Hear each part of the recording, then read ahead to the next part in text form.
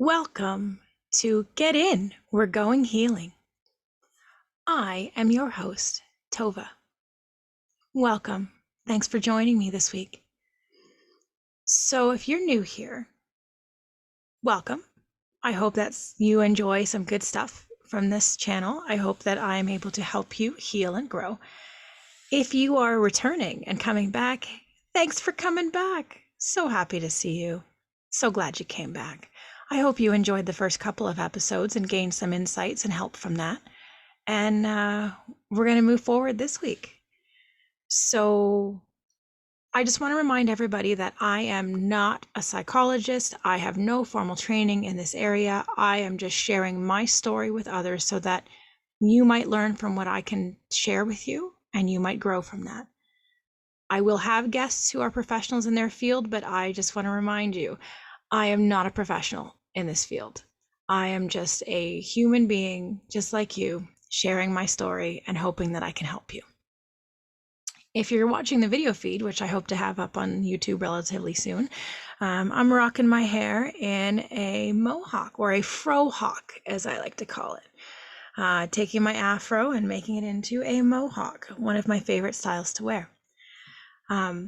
So yeah, without further ado, let's get into our topic today. We are getting into some heavy stuff today. We are talking some big stuff. Last time we talked about connecting a little bit better with yourself, connecting a little bit better with your thoughts and your physical body. And there's a reason we brought those topics up to start, because those are foundational work. Those are stuff that you need to get to know in order to do the deeper work. So there's a reason I brought those things up. Excuse the noise of my chair. I've got a very squeaky chair, but it's super comfy. So I'm going to stick with my super comfy chair and try not to move and squeak too much. So today we're going to get a little bit into generational curses, I guess, if you want to call it that way. A little bit about each generation that has existed before and the approaches to child rearing, and how that may have affected you in the place that you are now versus what we understand about child rearing now and how we are helping our children to grow to be better people now. We will have deeper topics in the future about parenting, getting a little farther into that topic. It's a pretty big topic, so it might not be best to talk about it today, but we will go into that in a future episode because it's a pretty large topic. So what I want to start with is getting to know the different generations, okay? So we're going to start with the first generation that has been categorized is considered the greatest generation, and that would be from about 1901 to about 1927. The next generation we have is the traditionalists, or the silent generation. They're about 1928 to about 1945 or so. Then we've got the larger generation. We're not going to say largest because the millennials have overtaken them. But the baby boomer generation is the next one. And they are from 1946 to about 1964. Now, this is important, okay? Because the baby boomer generation was the largest generation, okay? And for a lot of us who are Gen Xers or millennials, our parents were part of the baby boomer generation. So that really strongly affects our opinions of ourselves, the child rearing, who we are now, that sort of stuff, right? I apologize if you hear a lot of background sound. My laptop is making a lot of noise lately. I'm not really sure what's up with that. When I'm all done recording, I'm hoping to take a screwdriver, dismantle it, clean it all up, and put it back together. But that's about the best I could do for now. So we'll have to make do with what we have. I'll see what I can do in post-processing to reduce that. But we'll have to kind of go with what we got. You know what they say, if you've seen the movie Onward, because I'm a big fan of children's movies. As I've said before, I have a 6-year-old, so I see a lot of children's movies, and we've watched Onward, which I have to say I love. It's such a great movie. As a fan of role-playing games, I thought it was really, really good. And there was a reference in there about on a quest, you make do with what you have. And that's a pretty good analogy for life in general. You make do with what you have. So we're going to make do with what we have today. So getting back to the baby boomers, we have the baby boomers from 1946 to 1964. Then we've got the Generation X, which is about from 1965 to around 1976, although that can be debated. It's also considered up to about 1980. But there's also been a new group placed in somewhere on Generation Y to kind of explain the difference between Generation X and millennials, because those of us who were lumped into the category of millennial don't quite fit that if we're in the early stages of millennial, but we also don't necessarily fit in perfectly with the Generation X category. So there has been a Generation Y designated about 1976 to about 1983, a little small pocket. We've also got the millennials, who are about from 1984 to about 1997. Then we've got Gen Z, also known as iGen, and they're from about 1998 to about 2010.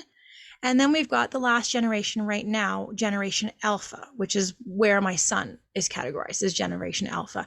And that's 2011 to 2025. Anyone born in that category will be considered Generation Alpha. Okay.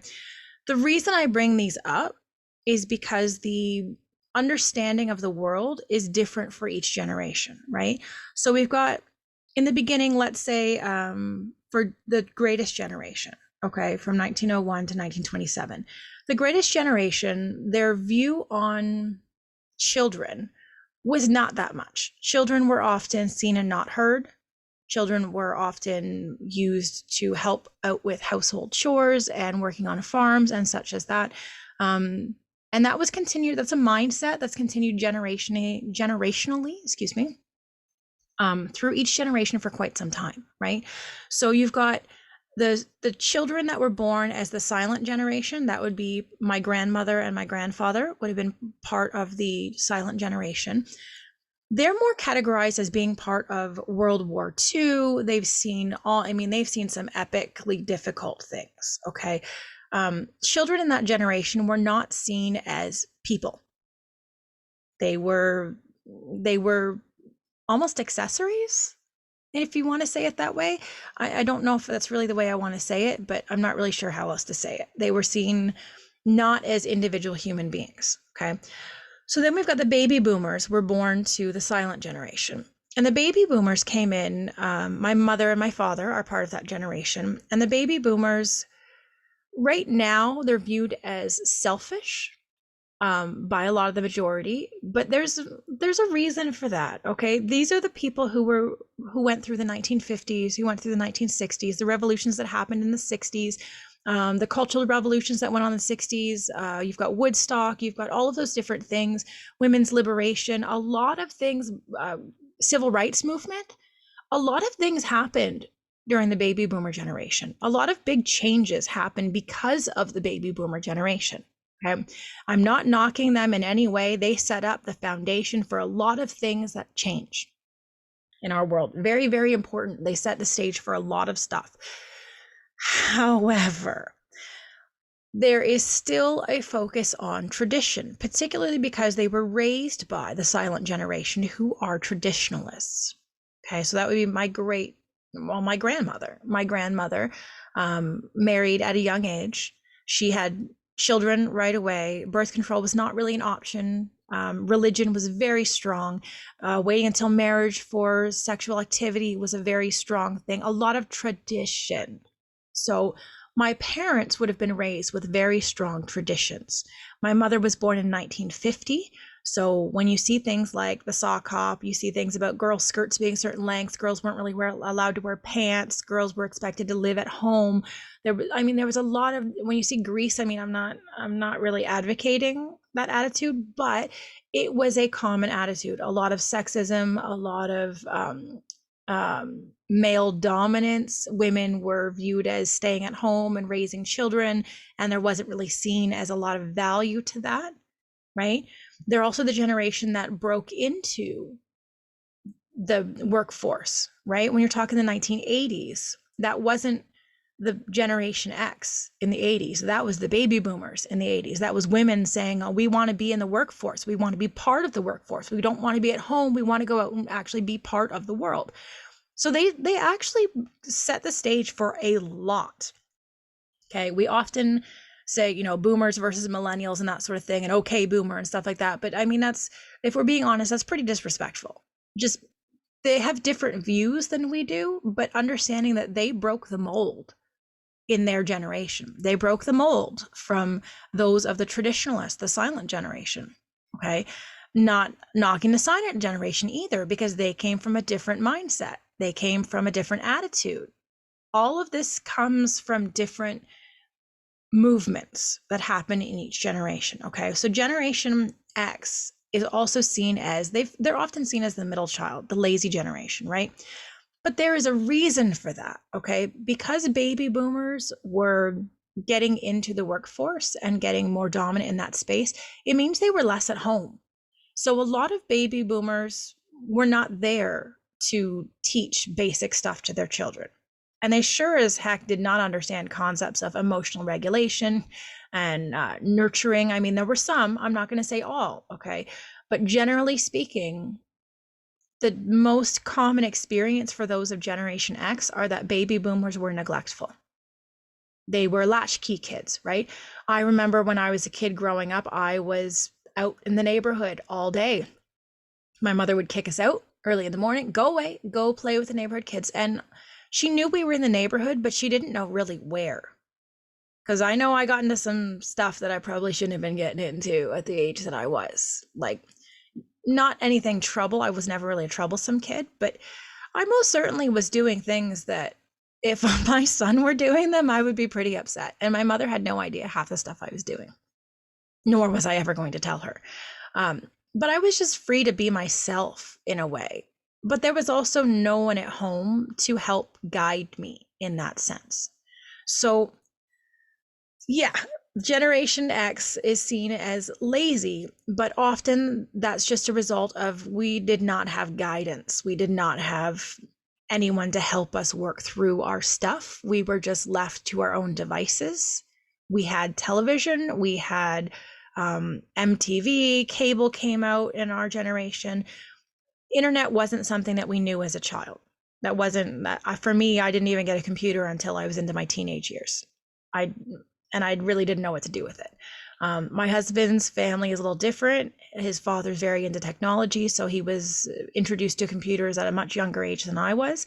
But obviously the internet didn't exist. It was not a thing, not yet.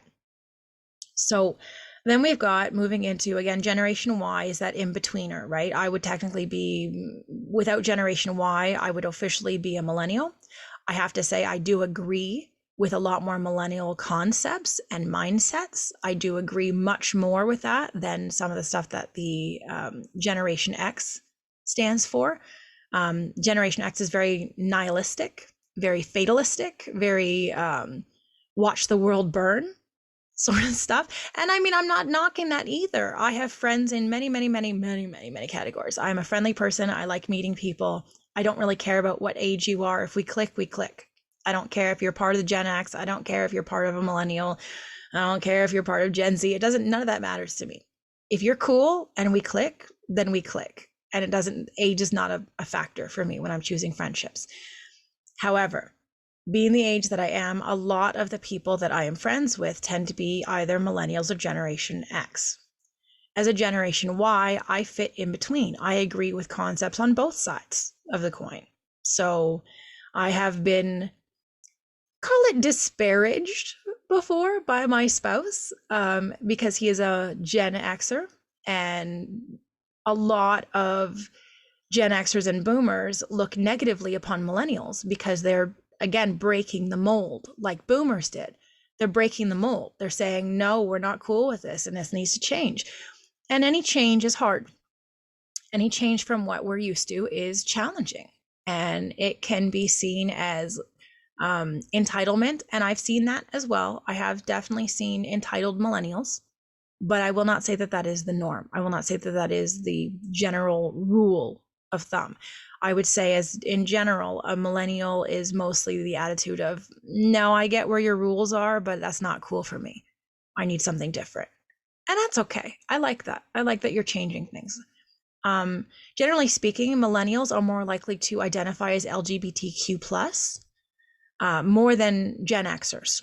which is actually changing. I know a lot of Gen Xers and Gen Ys who are beginning to identify into that category of LGBTQ2 plus. Sorry, it's hard for me to remember all those things. They've changed a lot over the years. Got to try to keep up with it. Excuse me.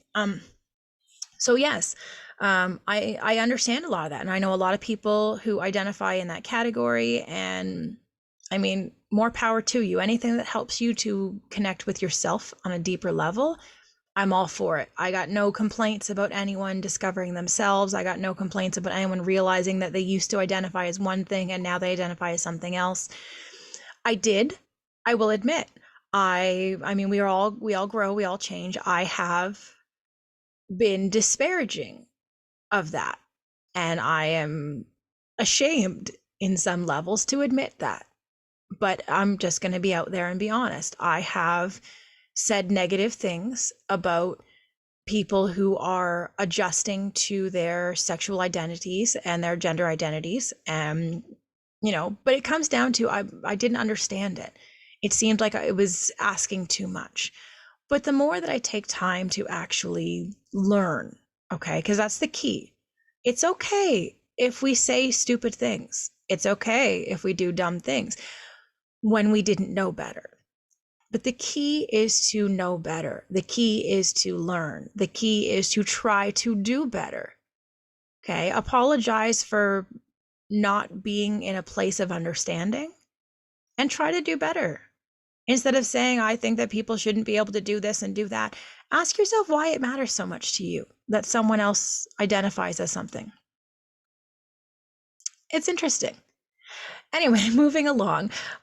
Generation Z would be where my cousin, I have a cousin who was born in 2000, and she would be categorized as Generation Z. Generation Z was born into the internet. Okay, they were born into at least early internet.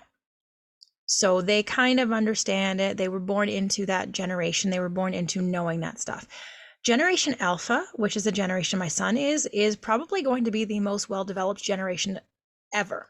Okay, they're born into the digital age. My son, you give him an iPad and he's like, he can do anything on it. He understands. He's only 6. He is more intelligent at 6 than I ever was at 6, just because of the availability of the internet and the knowledge that he can accrue and that sort of stuff. It's amazing. He is a very, very smart little boy, and it's amazing to watch him grow.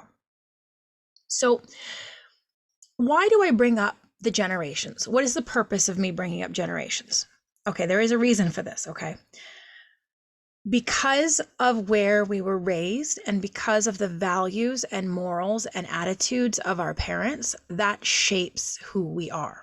Our childhoods shape how we feel about ourselves in our adult selves, in our adult lives. Okay, there's a reason for bringing this up. Now, before I get into that, I'm going to ask you, why is it important that we heal ourselves? Why is it important that we undertake our healing for ourselves? What is the purpose of doing this? Okay. First thing, nobody's going to fix you. Okay. No one's going to do it for you. And this is some hard truth, but it's real. Okay. No one's going to come and magically take you out of your life and fix you. Our movies and our music and things like that are filled with stuff that tells us that someone's going to come and fix your life for you. Some person's going to show up and give you money. Somebody's going to come and take away all the bad stuff. It's just going to magically get better. The reality is it's not it. No one's going to fix your life. No one's going to come and fix your financial problems. No one's going to come and fix your self-worth issues. No one's going to come fix this stuff for you, okay?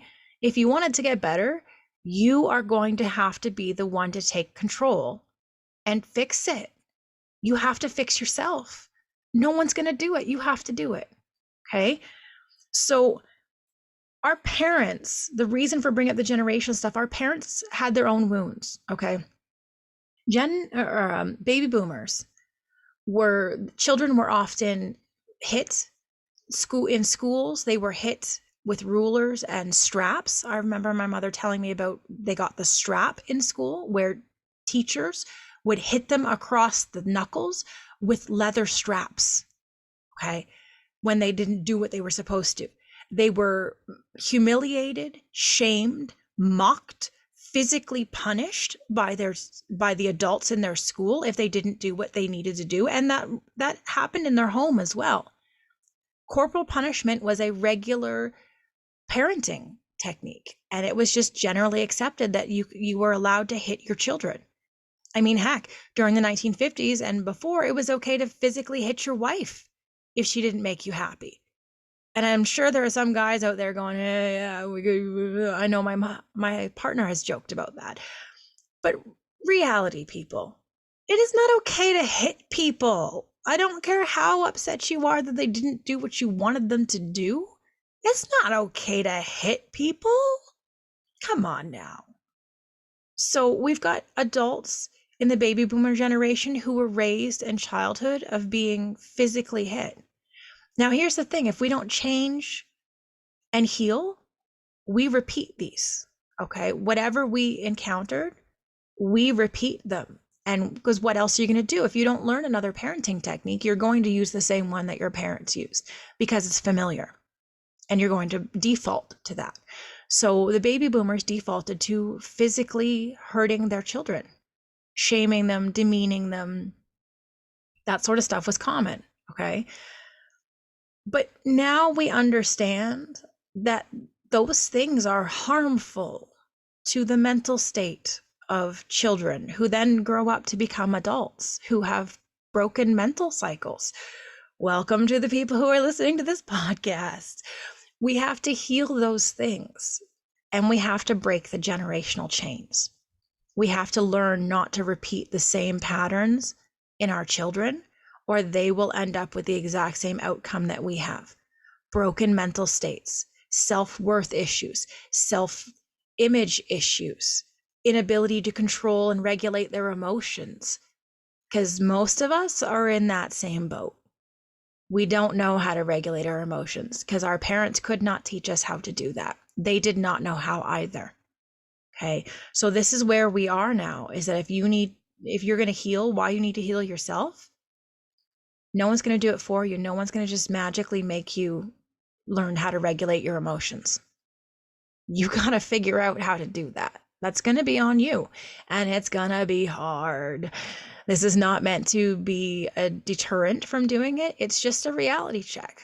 It is hard to break old habits. There is a reason that there is a phrase, old habits die hard, or you can't teach an old dog new tricks. You can, but you have to work at it, and it's going to take some work. So the thing is, when you break the chains, when you heal yourself, you free yourself to actually live the life that you want, to be the real you, not the you that you have been conditioned to be by society or by your parents or by your generation, but your actual you, who you really are, the person on the inside that you actually are, the one that most people probably don't get to see, the one that only the closest people actually get to know. But that's actually the real you, and you shouldn't have to pretend to be something else to be accepted. You should be able to be your authentic self, your true authentic self, okay? So because of that, because you're not living your life as the real you, some people don't even know who the real them is, because you've got all this conditioning. So you've developed this identity created by your conditioning. But maybe that's not the real you. Maybe you feel like a fraud. Maybe you feel like you don't belong. Maybe you feel like you're just wearing a mask and you're pretending, because you probably are. The real person on the inside needs to come out. If you're going to be your best, healthiest self, you got to let that real person out. And that means healing some of the ugly stuff that was conditioned by others. Okay. So what happens if we don't do the work to heal? Okay, let's say we don't choose to do the work, because it's hard. Let's be realistic. It's hard. So what happens if we don't? Well, then we pass it on to the next generation, and we cause emotional and mental distress to the next generation. We pass our wounds down the line, just as our parents passed them to us. Our parents likely had their own emotional and mental challenges that they could not overcome and didn't know how to overcome. And all of those things were passed to us. And we, in turn, pass them down. This is what a generational curse is.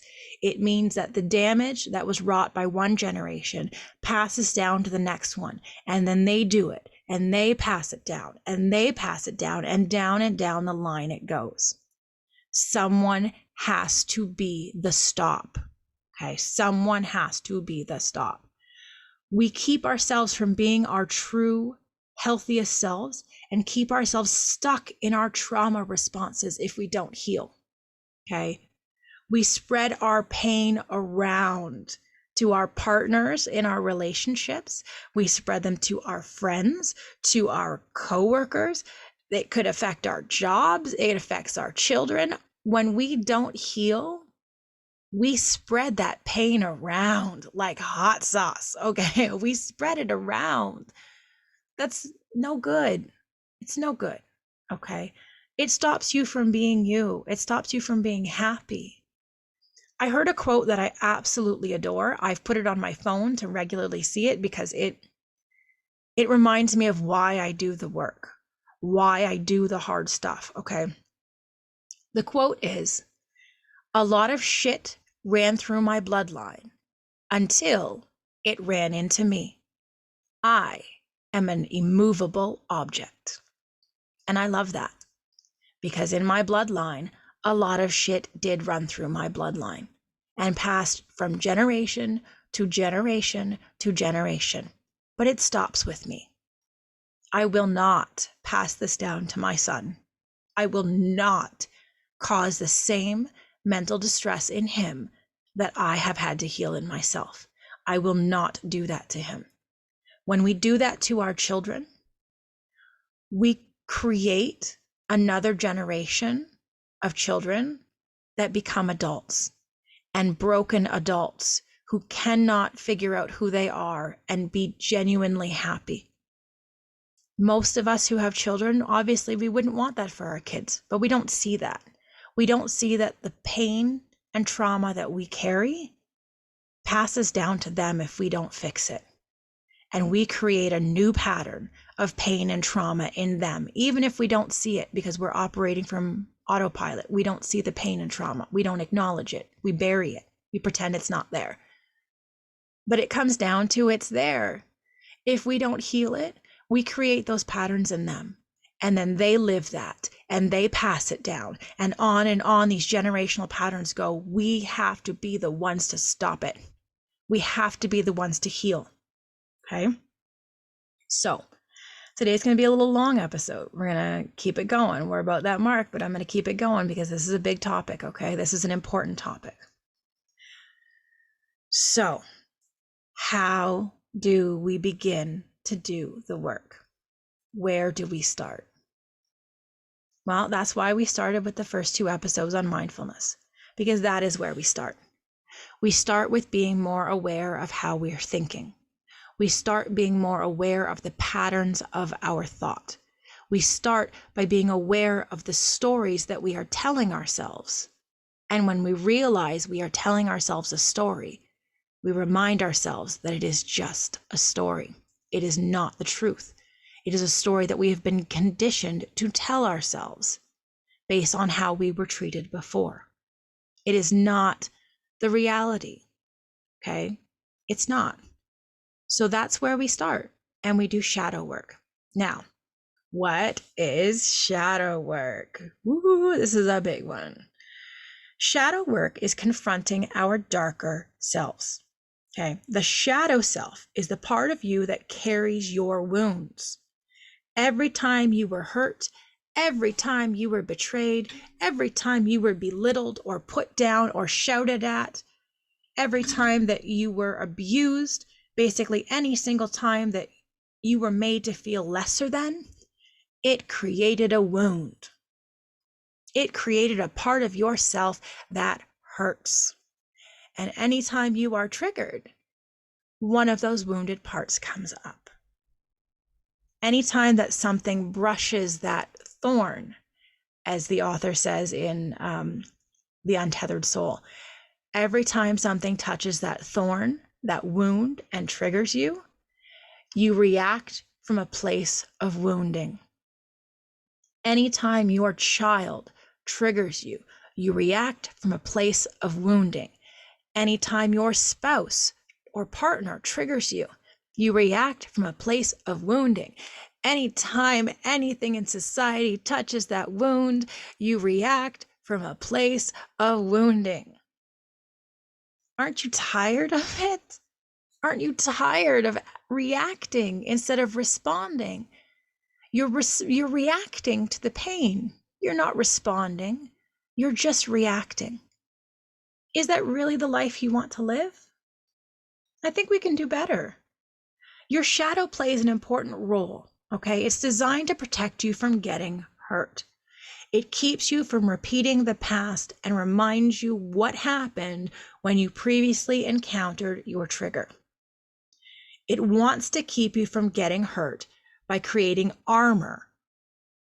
And then you react and you put on a show and you bury it down and you blow up, okay? Because your shadow self is telling you a story. Now, we can call it shadow, we can call it ego, we can call it wounded parts. I mean, there are many names for it. It does not change what it is. You can name it whatever you want, okay? Some people call it Tina. Give it a name if that makes you feel better. If that part of yourself, if you need to give it a name to realize that you are not it, give it a name. It doesn't matter. I'm not judging. You do you, boo. Whatever works for you, okay? Name it whatever you want. Call it whatever you want. Just notice it, that you are not that part of you. You are more than that. That is your pain that is coming up. So you can reduce your reactions by actually connecting with your shadow in a non-triggered state. What does that mean? That's meditation. That's doing the work to connect with that part and recognizing your shadow and saying, I see you. I hear you. I hear you, okay? I hear that you are upset. I hear that something has made you upset. I see you. I hear you, okay?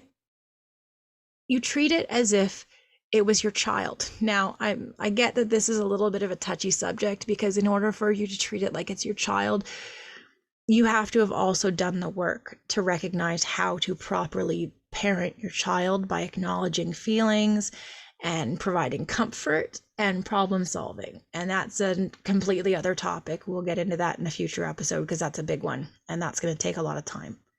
We don't have that kind of time today. But the fact remains the same.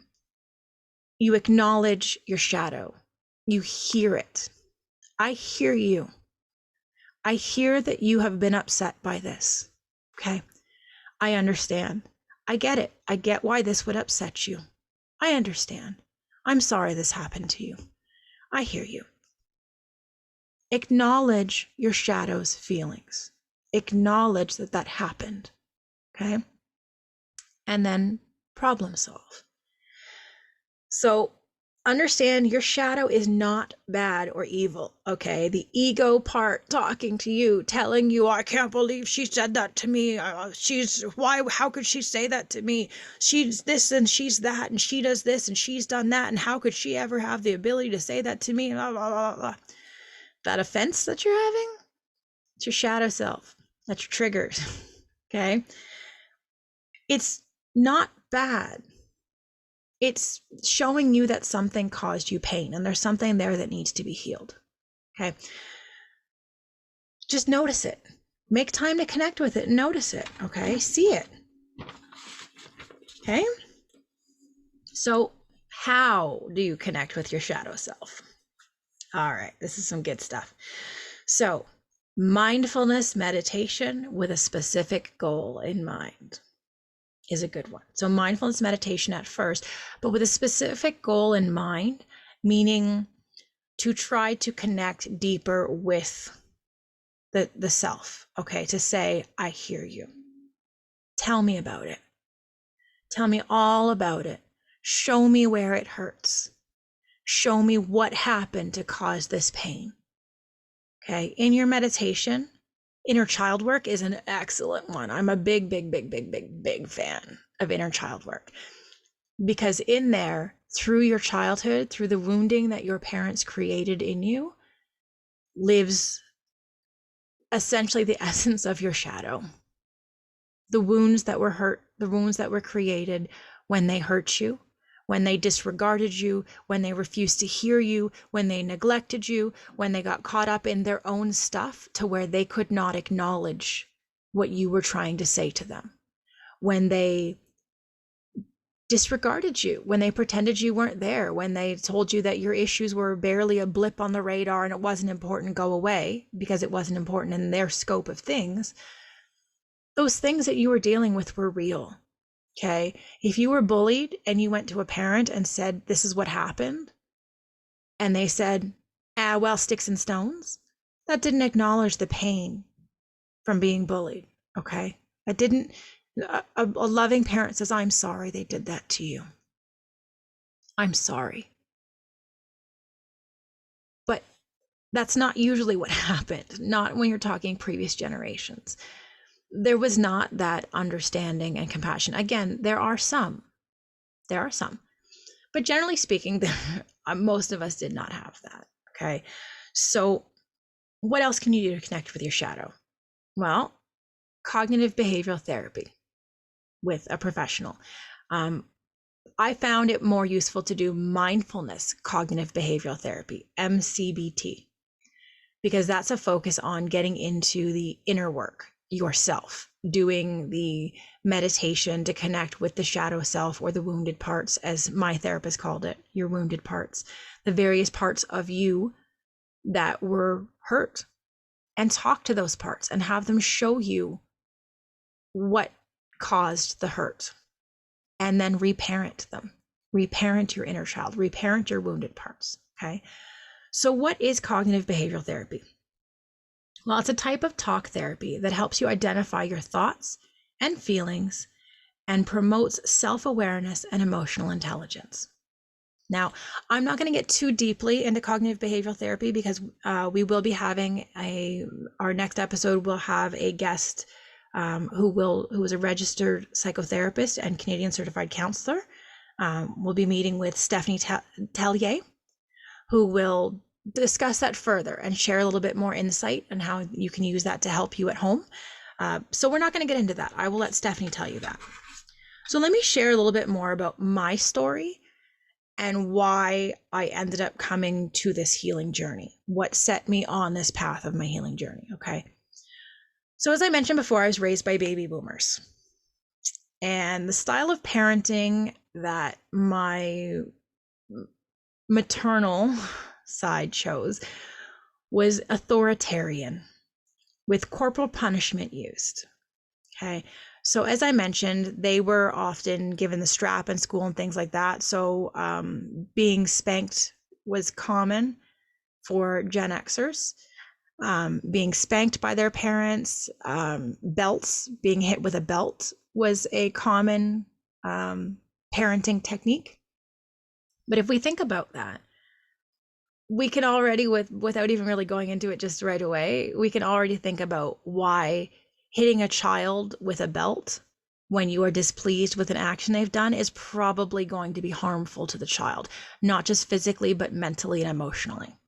Having someone that cares about you, your caregiver, physically hurting you, belt or hand, doesn't matter. Having a parent or caregiver, someone who's supposed to care for you and love you and guide you, physically hurt you because they are not happy with a choice that you've made, or an action you've done, or a behavior that you've demonstrated, or an attitude that you've given, that is generally considered harmful to the mental well-being of the child.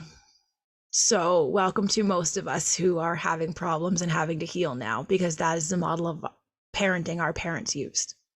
So let's go into a little bit about these styles of parenting and break them down a little bit further. Again, I will have a future guest. I've already got an interview lined up with a future guest to get a little deeper into parenting, but let's cover just the basics on the surface right now, and then we'll get a little further into that in a future episode. So the styles of parenting are permissive, authoritative, authoritarian, or disciplinarian, same thing. The permissive parent, or also indulgent parent. The neglectful parent, also known as the uninvolved parent. Okay, so the authoritative parent is generally the approved model for parenting. Authoritative means there's high expectation of achievement and maturity, but it's also balanced with warmth and responsiveness. There are rules and boundaries, but there are also open discussions with children. Authoritative parents provide guidance and use reasoning for the boundaries that they've created and helping their children to figure out what to do. They are affectionate and supportive of their children, and children have autonomy. Okay, that means each child has the right to exist in and of themselves, separate from their parents. They're given the freedom to be themselves without needing to be a reflection of the parents. And authoritative parents encourage independence. Now, this is the model I use with my child. He's an amazing little person. He is wild and crazy, and I don't try to force him to be something different. I set down rules, I set down boundaries, I set down expectations, but there's also love and support and guidance, because at the end of the day, my job is to raise a human being. He will become an adult. He will go out into this world. He will live in this world. My job is to get him there. My job is to prepare him, not just to give him a home, not just to have a little person who loves me, though the snuggles are pretty adorable, and I'll take them until the day he decides he's too old to give mama snuggles. I'll accept them right now because gosh darn, he's cute. But I understand that I am raising a human being who is going to leave me and go out and live in the world. And my job is to help him be ready to do that. And that means being able to solve problems in his world, being able to handle life's curveballs, and to learn to be resilient and learn to understand that there are limitations. You can't just be anything you want and do anything you want when it causes harm to others. There are boundaries. So there are boundaries in our home, there are guidance and rules, but there's also a lot of love and a lot of affection and a lot of support and a lot of autonomy. He has a lot of autonomy. Okay. Now I go into the authoritarian style of parenting, which is the type my mother preferred. So there are high levels of parental control and low levels of responsiveness, meaning not a lot of love and support, not a lot of hugs and snuggles, not a lot of I love yous, not a lot of emotional support in that space. There are a demand for blind obedience, using the words because I said so was often it. Why do I have to do this? Because I said so. There were no rules as to why. There's no explanations as to why the rules existed, just because I said so. And that meant that the rules could flux based on my mother's feelings, and this is true of all authoritarians, okay? That if they're having a tough day, the rules might be different than when they're having a good day. The rules are not consistent. They're just based on because I said so. Any attempt to reason with them over because I said so is seen as, quote, back talk or, quote, attitude. Those things do not give freedom to ask why, or can I problem solve in a different way, or can I do this thing you're asking me in a different way. It's just do it the way that I have said, in the manner in which I have said. There are no other options. Do as you have been told. Okay. That creates a lot of stern discipline and harsh punishments like corporal punishment to control the child's behavior. Again, hitting, spanking, slapping, insults, harmful remarks, put downs. Those are all common things that go along with corporal punishment. And they are unresponsive to their children's needs. So their child needing emotional affection, needing guidance, needing any of that is seen as in their way. Okay. Generally not very nurturing. That has been my experience. Nurturing was not something that my mother is not nurturing. She was nurturing in her field of work, but as far as child rearing, nurturing was not something that I would ever use to describe my mother's style of parenting. It's often called tough love. Okay. Now we've got the other flip side to the authoritarian. We've got the permissive parent. And the permissive parent has low demands for their child and high responsiveness. So there are very few rules and boundaries in the home. These parents are reluctant to enforce any rules if they set down them in any way. They are very warm and affectionate, but often overly indulgent. So they allow their children to have anything that they want without setting down boundaries or rules around the things that they want. They don't like to say no or disappoint their children. So they will allow a lot of stuff that is generally not healthy. It's known that children need boundaries. They need to have rules. They need to know how far they're allowed to go before they hit the edge.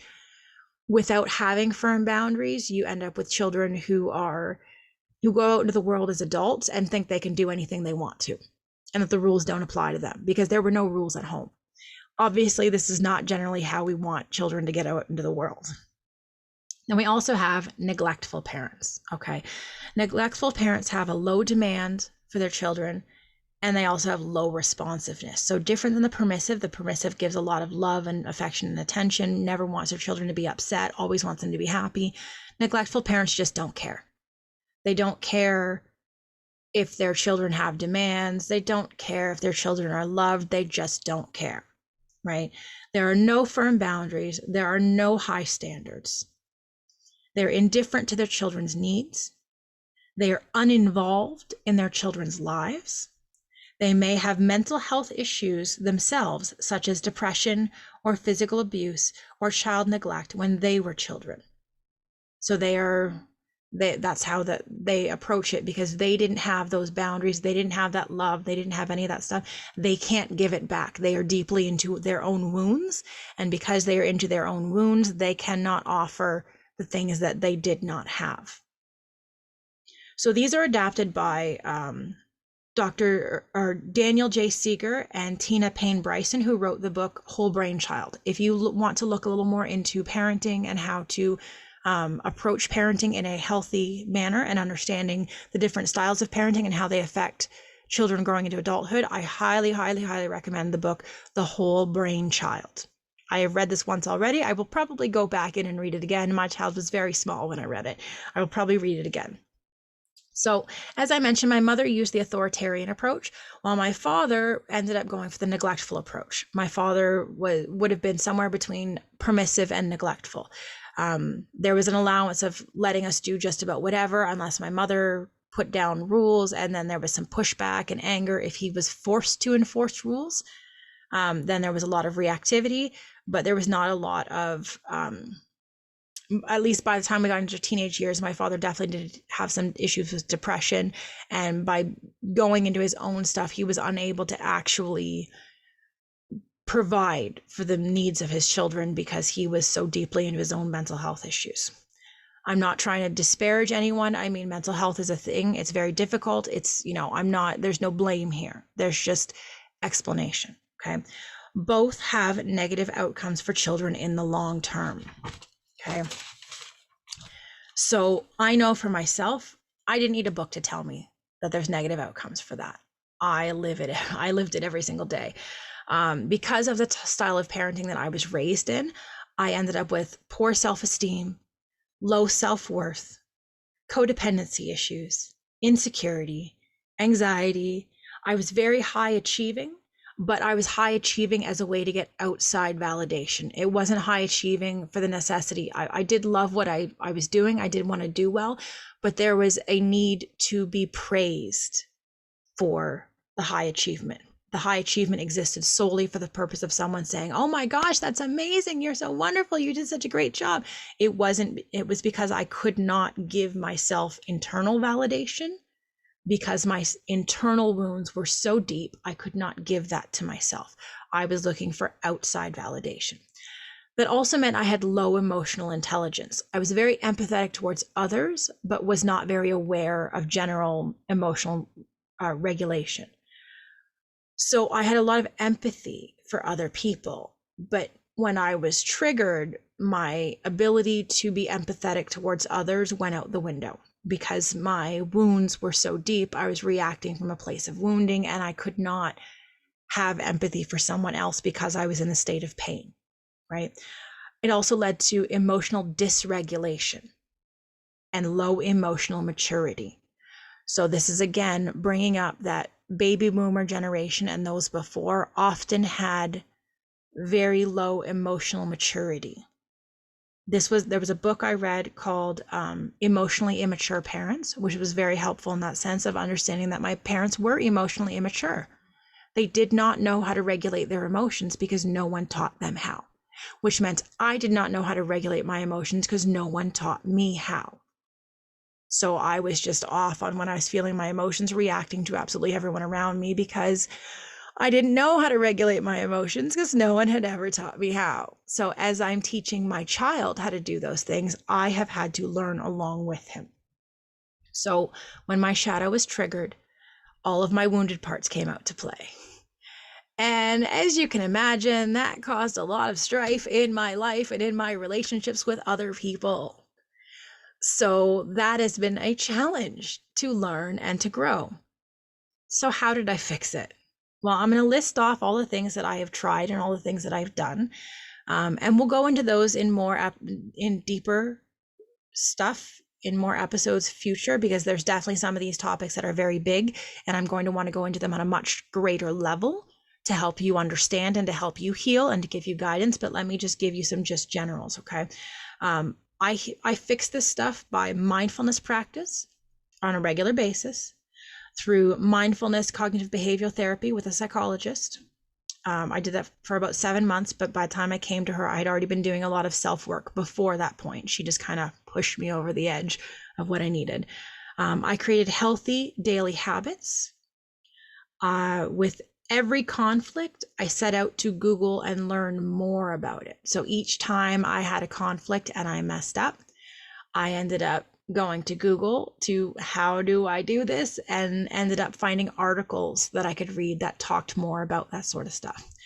Journaling was a big one for me, because journaling allows you to get your thoughts out and to see them on paper, and to actually, when you're outside of your trigger state, go back and read that and understand where that stuff came from and what's going on. It gives you an outlet. If you don't have anyone to talk to, it gives you somewhere to put those thoughts. I'm also a big fan of tarot card readings, because I believe that tarot card, all that sort of stuff, rune readings, it's essentially you're connecting with your intuition, your higher self. You're outside of your ego shadow self. You're connecting with your higher self. Now, some people believe it's otherworldly. I mean, you can get into different topics. I'm not going to do that right now, but I found those were very useful. I also really loved a site called dailyohm.com, and they have a lot of different courses. Okay, so I took a course called daily financial affirmations to change daily financial affirmations, and that was to change my poverty mindset, my poverty consciousness. Growing up in a family where there was not a lot of finances to go around, there was a lot of poverty consciousness, and I lived a lot of my life with very low money and an attitude that I was never going to get out of not having money. Poverty consciousness. So I had to change my thoughts around money and around finances. So that's something that helped a lot. How to deal with emotionally unavailable partner was another class. I'm gonna give you a spoiler, because I saw it as my partner was emotionally unavailable, but spoiler, all of these things are not about changing other people. It always comes down to changing you. So even though I took that course thinking it was going to change my partner, it was all about delving into the deeper sides of myself and opening up myself and healing myself. And through healing myself, I was able to better relate to my partner, if you understand that in any way. I also took a course called Healing the Mother Wound, We will talk about that in more depth in another episode because that's a big one. That's a big, big, big one. And that helped me a lot, and I'm sure it will help a lot of people. So healing the mother wound was a very helpful one. 21 days of prayer to change your life. This one was big for me. Growing up in a Christian home with a lot of Bible focus, I found it very challenging in my belief systems. I found it to be restrictive, and the word prayer had a lot of negative connotations for me. So the idea of praying to God was hard for me to accept. But this course on 21 days of prayer to change your life actually does do that. It's not about God as much as it is about the universe. Okay.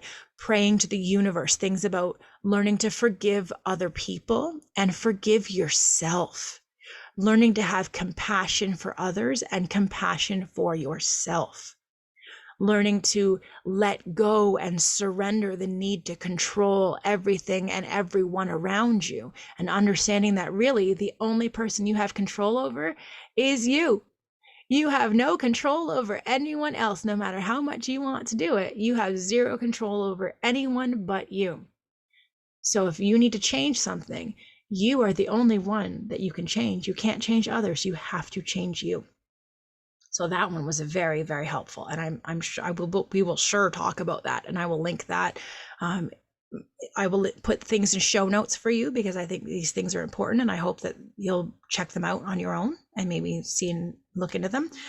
I also took one called A Year to Clear What's Holding You Back, because I had issues with clutter and with hoarding, as that was something that is prevalent in my mother's mindset. And that also is something that's prevalent in my grandmother's mindset.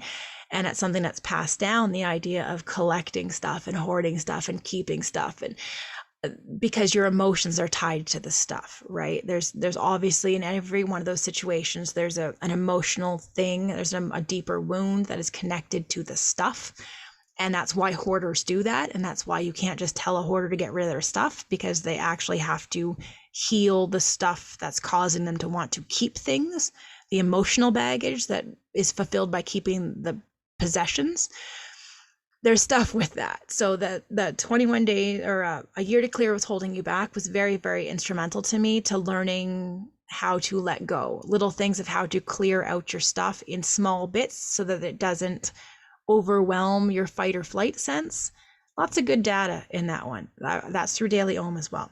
I also found regular meditation and prayer practice each morning to be instrumental, as well as practicing gratitude. Because when you focus on the things that you are grateful for, the wonderful things going on in your life, you tend to notice more things that are wonderful in your life. And we will definitely have an episode about gratitude and why that should be a practice in your life. Okay. I also found seeking out an online community to change the information that was placed in my mind. So joining communities like the holistic psychologist, who I absolutely adore. Her book just came out this week. I am chucking my way through it. I am loving every bit of it. Nicole LePera is the author of the holistic psychologist. Fabulous, fabulous, fabulous. Join her Facebook group. Follow her on Instagram. You will get so much healing information from her. She is fabulous. So I also had to learn about emotional regulation. Through teaching my son, I learned how to do it myself. I read books like How to Talk So Little Kids Will Listen. I read books like How to Raising Your Spirited Child. We'll get into spirited children in a future episode too, because that's another fun topic. But by learning how to teach him to regulate his emotions, I learned to regulate my emotions. Okay. Because again, my parents didn't know how to do that. And therefore, because they couldn't do that, they couldn't teach me. So, I mean, I'm still learning and growing. It's called a process for a reason. It takes time to integrate this information and to learn it and to make it part of your life. Okay. So there's a big part about self-compassion. You need to be compassionate for yourself. When you make a mistake and you go back on an old pattern, forgive yourself for that. You're learning, you're growing. You're gonna make mistakes. That's okay. It's okay. Love yourself anyway. Love yourself when you have a hard time. Love yourself when you go back on a bad pattern. Love yourself when you make a mistake. Love yourself anyway. Do the apology work. Apologize when you mess up, but don't feel bad. Don't beat yourself up because you make a mistake. Have compassion for yourself. Love yourself anyway. Okay? I also found positive self-talk and mirror gazing to be helpful. Looking at myself in the mirror and telling myself the things that other people weren't going to tell me. Giving myself those positive affirmations, telling myself that I am worth it and that I am a good person, and just because I make a mistake and I mess up does not mean I am a bad person. I am growing and I am learning, and it's okay to make mistakes. Just like you tell a child, give that to yourself too, okay? Anytime I think that there's a problem with someone else, it's usually a problem with me. My higher self, source, guides, call it whatever you want, okay? They direct me to find out how I can change me. Whenever I think it's somebody else that needs to change, it's always me that needs to change. It's always me that needs to grow, okay? So why generational trauma? Because our parents didn't know how to do it. They didn't know how to do the work, so they couldn't teach us how to do the work. So here we are having to learn to do the work so that we don't pass this stuff on to our next generations and leaving them in pain the way that we were. We're giving ourselves freedom to be who we are. We're giving ourselves love and compassion and connection. We're saying, you know what? I was like this, but I don't have to be. I can choose to be better. I can choose to be healthy. I can choose to have a different outlook on my life. It is all up to me. I can choose what I want. So we choose to heal, and we choose to do the work, and we choose to be better people. So, do you have any questions? Is there anything you'd like to ask? Do you need me to clarify something more? Send me a message. Send me a message. You can email me at getinwe'regoinghealing@gmail.com. Getinwe'regoinghealing@gmail.com.